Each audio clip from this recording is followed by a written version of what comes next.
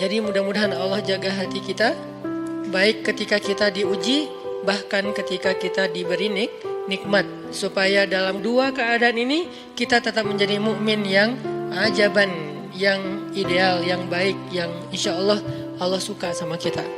Kalau diuji sabara fakana khairallah, kalau diberi nikmat syakara fakana khairallah. Kalau dia diuji dia bersabar dan itu kebaikan untuk dia. Ternyata diuji ujung-ujungnya baik. Lewat apa ujian menjadi kebaikan? Lewat sabar. Bukankah Allah bilang wabasyiris sabirin? Sampaikan berita gembira kepada orang yang sabar. Ada banyak kebaikan yang Allah sediakan untuk orang yang sabar kalau dia sabar. Dan kalau diberi nikmat syakara. Kalau diberi nikmat dia bersyukur. Fakana khairallah. Kenapa nikmat kok menjadi kebaikan? Maksudnya dengan dia bersyukur Allah tambahkan kebaikan itu. La in syakartum la azidannakum. Jadi orang beriman itu kayaknya hidupnya tuh harusnya sih nggak ada bete-nya.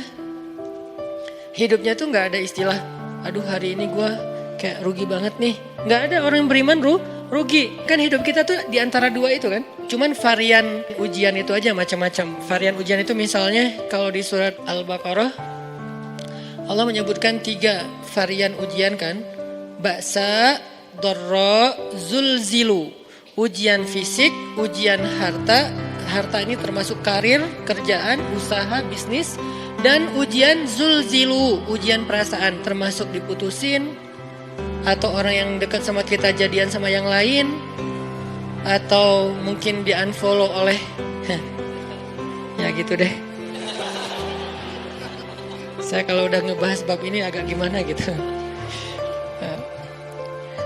Jadi 3 varian ini masuk kategori apa? Masuk kategori ujian. Tetap aja 2. Kalau nggak ujian nikmat, antara 2 itu nih. In asabathu sarra syakara wa in asabathu dharra sabara. Udah gitu aja. Dan nanti bahkan sampai ayatnya gini. Alladzina yunfiquna fis sarra'i wad dharra. Orang yang tetap beramal soleh lewat hartanya dalam keadaan dia berkelebihan atau dalam keadaan dia kekurangan. Itu mukmin, keren banget gitu. Dia tuh nggak pernah kehilangan kesempatan berbuat baik. Baik beramal soleh ketika dia dalam keadaan dikasih nikmat maupun beramal soleh ketika dia dikasih ujian, tetap aja beramal soleh.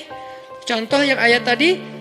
Yunfikuna fis sarra, berinfak dalam keadaan sarra, dalam keadaan bahagia, senang, lagi dapat untung gitu kan. Ataupun yunfikuna fit dharra, tetap berinfak walaupun dia dalam keadaan dharra, dalam keadaan susah, dalam keadaan dor itu kan bahaya. Ini kalau saya infak nih bahaya nih buat saya nih.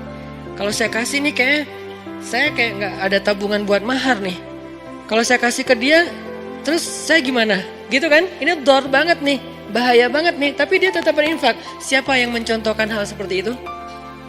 Selain pastinya Rasulullah udah gak diragukan lagi. Yang jadi kayak simbol berinfak walaupun dia butuh. Orang-orang Ansor.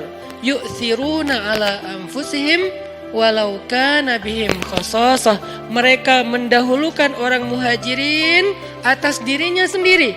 Walaupun sebetulnya dia juga butuh kepada kebaikan itu.